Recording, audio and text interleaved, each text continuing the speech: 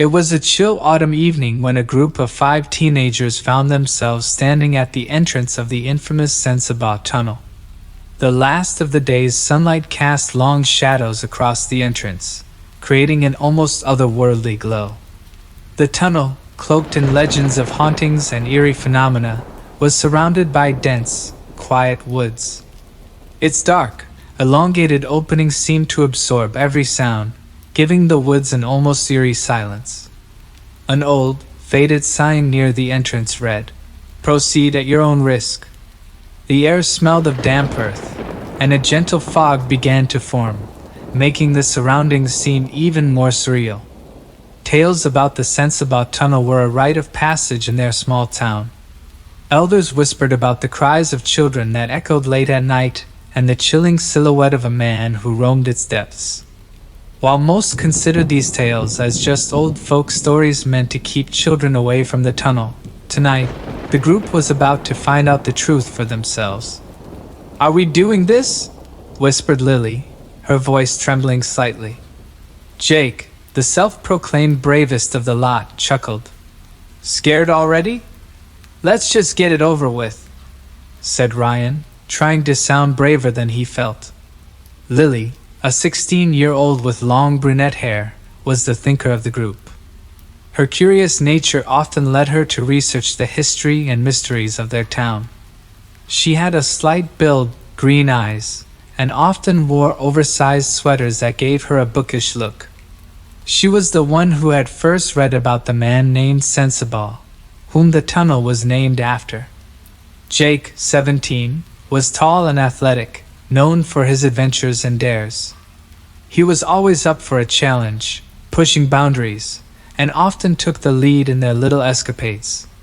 His mop of blonde hair and confident stride made him a favorite among the girls at school.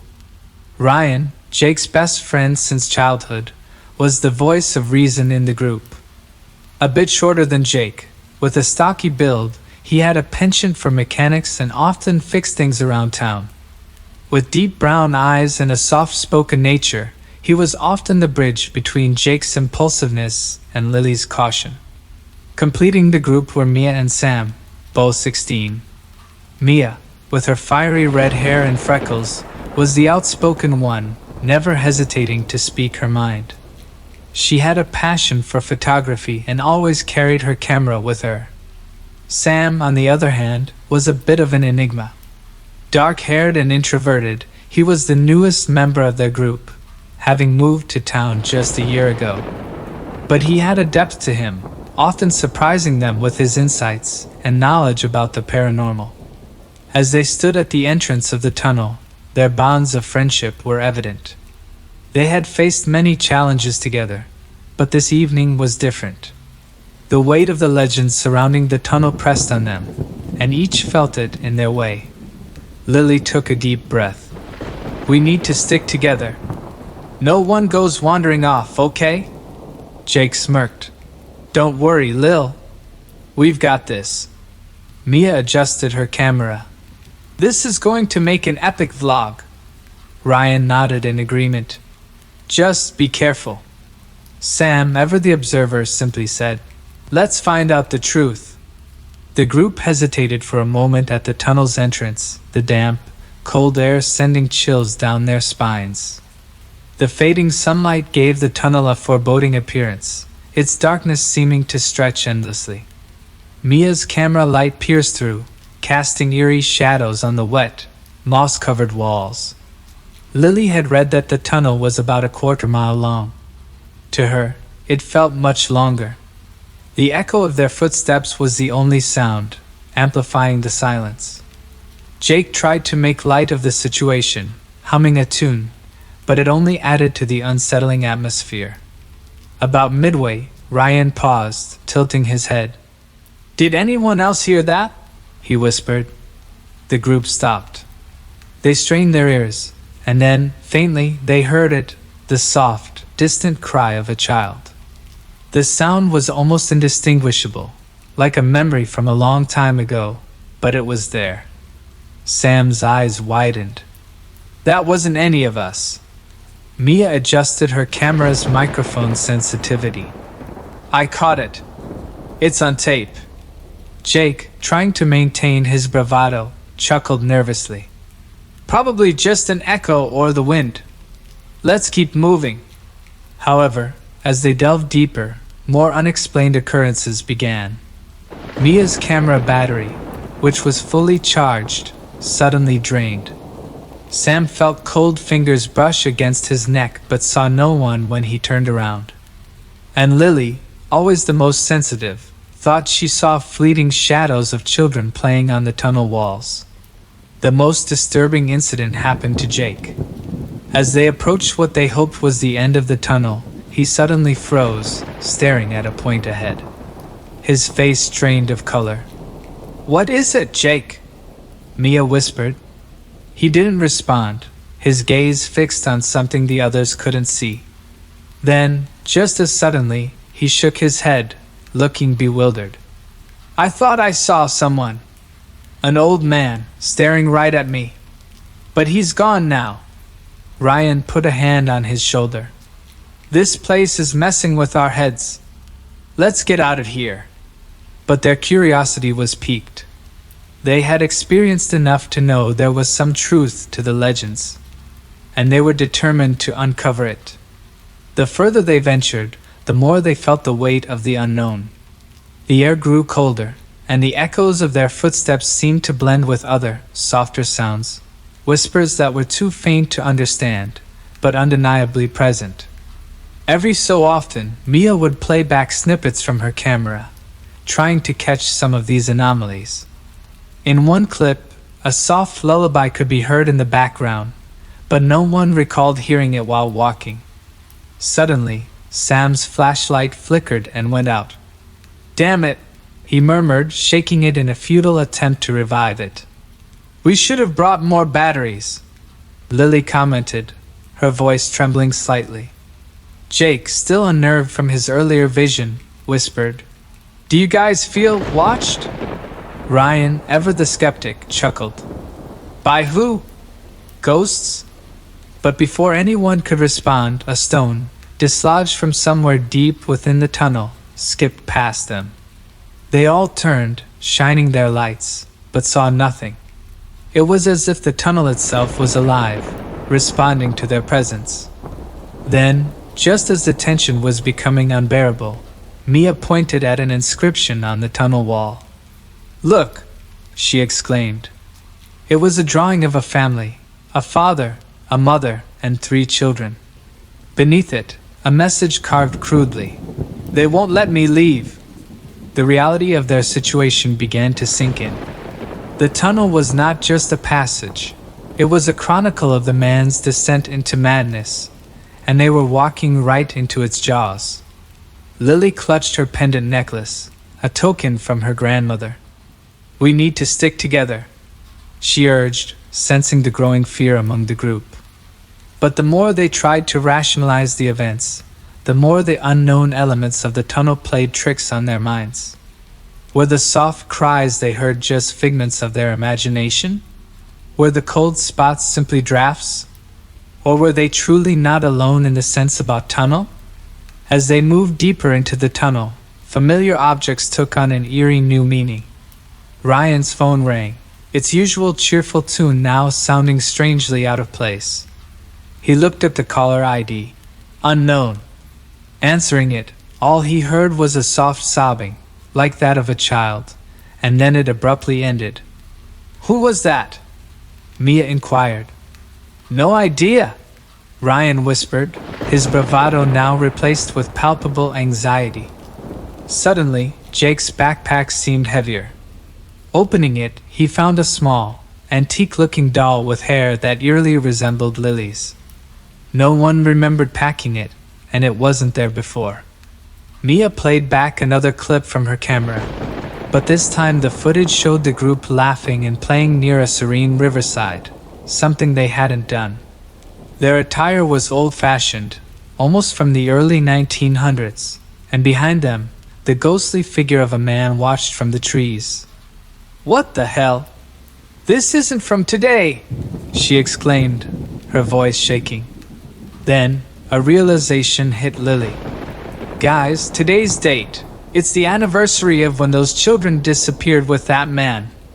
The same man who's believed to have haunted this tunnel. The lines between the past and present, reality and illusion, were blurring. Everywhere they looked, they saw symbols and signs twisted from their usual meanings. A child's shoe lying on the ground, a family portrait from another era, and a clock with its hands spinning backward. The tunnel, it seemed, wasn't just a place. It was a living memory of a tragedy that once occurred there, replaying its horrors for anyone who dared to enter. And now, the group was a part of that haunting loop. As they continued their descent, shadows danced on the walls, created by their flashlights, yet some seemed out of place. Whispered voices echoed, growing louder and then fading, making it hard to pinpoint their origin. Amid the symphony of dripping water and their cautious steps, a soft lullaby floated through the air. It was a tune that seemed familiar yet distant. Mia, trying to shake off her unease, joked, "Maybe the tunnel has its radio station." But the jest died quickly when they saw a shimmering apparition of a woman, cradling something in her arms. She was singing that very lullaby, her voice tinged with sadness. Her eyes met Lily's, and for a fleeting moment, Lily felt a mother's sorrow, the weight of an unbearable loss. Ryan, despite his earlier bravado, clutched Jake's arm. "Do you see her too?" he whispered. Jake nodded, his voice catching in his throat. "But she's not what scares me." He pointed ahead, where faint translucent figures of children played, their laughter echoing eerily. They seemed innocent, yet there was an underlying sadness, an essence of being trapped in a never-ending loop. Suddenly, a cold gust of wind blew through the tunnel, extinguishing their flashlights. In that absolute darkness, they felt unseen eyes on them. It was an oppressive feeling, as if the weight of the past was bearing down on them. Mia managed to turn her flashlight back on, revealing a faded inscription on the tunnel's wall. "Forever ours," it read, with the names of children underneath. The same names they had come across in the news articles about the missing children. They realized they weren't alone. The spirits of those who had been trapped in the tunnel's haunting past were all around them, making their presence known but not quite revealing themselves fully. They were a chilling reminder of the tunnel's dark history. Trying to maintain some semblance of calm, Lily suggested they sit down and catch their breath. The group huddled together, their backs against the damp tunnel wall, their breathing heavy and labored. Ryan, visibly shaken, began to recount an incident from his childhood. "I used to hear whispers in my room, always when I was alone. I thought it was just my imagination, but—" He trailed off, looking nervously around the tunnel. Jake interrupted. "Now's not the time for ghost stories, man." But Mia, sensing an opportunity to distract themselves from their present predicament, urged Ryan to continue. "We're in a haunted tunnel. Why not share our personal ghost stories?" As they took turns sharing their experiences, the weight of their vulnerability in that dark, haunted space began to sink in. They were at the mercy of the unknown, surrounded by echoes of sorrow and tragedy. During their stories, Mia felt a soft tug at the hem of her jacket. Looking down, she saw the faint outline of a child's hand, reaching out to her. Startled, she jumped up, her heart racing. Jake, trying to rationalize it, said, "It must have been a trick of the light or a draft." But they all knew better. The entities in the tunnel were growing bolder, making their presence known. The feeling of being watched intensified, and every small sound was amplified, feeding their paranoia. Suddenly, a soft cry echoed through the tunnel, sending shivers down their spines. It was a sound filled with pain and longing. They all realized that the tunnel was not just a place of darkness and dread. It was a prison for tormented souls, forever trapped in their moments of despair. The soft cry grew louder and more desperate. Now, the group could hear multiple voices, whispers of the past, trying to communicate with them. An eerie, suffocating silence followed each cry, making the atmosphere even more stifling. Suddenly, a powerful gust of wind blew through the tunnel, extinguishing their flashlights. In the darkness, they heard shuffling footsteps approaching. They felt an oppressive presence, cold and malevolent. "Who's there?" Jake shouted into the abyss, his voice echoing back to him. As their eyes adjusted to the darkness, they began to make out a figure at the far end of the tunnel. An old man, hunched over, with a look of pure malice. His eyes were sunken and hollow, and he was surrounded by the apparitions of crying children. The legends were true. It was Mr. Sensabaugh, the man whose dark deeds had damned this tunnel and the souls within it. "You shouldn't have come here," he rasped, his voice echoing with an otherworldly quality. The ghostly children began to move closer, their cries growing louder. In a desperate bid for survival, Lily began to sing a soft lullaby, trying to calm the restless spirits. As her voice reverberated through the tunnel, the cries of the children began to diminish, and they started to fade away. Even Mr. Sensabaugh seemed momentarily pacified. Seizing the opportunity, Jake found a loose rock and threw it at the apparition of Mr. Sensabaugh, who dissipated into a cloud of mist. The group, fueled by adrenaline, ran towards the exit, their only thought being escape. As they neared the end of the tunnel, daylight began to filter in, and they could hear the sounds of the outside world. Bursting out into the sunlight, they took deep breaths, relieved to be out of that haunted abyss. Once they reached a safe distance from the tunnel, the group tried to process what they had witnessed. They huddled together, seeking solace in one another's presence. "Why do you think he targeted us?" Mia whispered, her face pale from the encounter. "There were so many legends about the tunnel," Jake pondered. "Maybe we triggered something by trespassing." Lily pulled out an old photo she had found earlier near the entrance. It showed a group of children, eerily similar in appearance to the spirits they had seen. In the background stood Mr. Sensabaugh, staring menacingly at the camera. "There's something written on the back," Sam said, taking the photo from Lily. It read, "They never left, and neither will you." Each of them felt a cold shiver run down their spines. Who had written that? And why? Did it mean that they, too, were now bound to the tunnel in some way? Days turned into weeks, and life slowly returned to normal for the group. But the effects of that night lingered. Every so often, in the dead of night, they would hear the faint cries of children or the soft lullaby that Lily had sung. The mysteries of the Sensabaugh Tunnel remained unresolved. Were the spirits at rest? What had Mr. Sensabaugh truly done? And had they escaped the tunnel's grasp? Months went by, and the chilling encounter at the Sensabaugh Tunnel became a frequent topic of hushed conversations in the town. Yet, for the group of friends, the ordeal was far from over. Lily started seeing ghostly apparitions of the children from the tunnel in her dreams. They beckoned her, their voices echoing eerily. "Join us. Stay with us." Jake, on the other hand, would occasionally hear the sinister laughter of Mr. Sensabaugh outside his window, even on nights when there was no wind to carry the sound. He often wondered if it was just his imagination or if the spirit of the old man had followed him. Mia found an old, worn-out doll near her doorstep one morning. It was identical to the one she had seen in the tunnel. Who had left it there? And why? Sam tried to find solace in researching more about the Sensabaugh family and the mysteries of the tunnel. But every answer he found only led to more questions. One night, the group decided to reunite and confront their fears. Armed with torches and determination, they made their way to the entrance of the tunnel.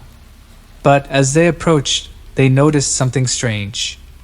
The tunnel's entrance was now sealed with thick, overgrown vines, making it almost impossible to enter. The group stood there in silence, each lost in their thoughts. Had nature reclaimed the haunted site, or was it a sign? A warning, perhaps, to never venture inside again. As they turned to leave, a soft, distant lullaby floated through the air, sending shivers down their spines. It was the same lullaby that Lily had sung that fateful night. The echoes of the Sensabaugh Tunnel continued to haunt them, a constant reminder that some mysteries are best left unsolved and some doors should remain forever closed.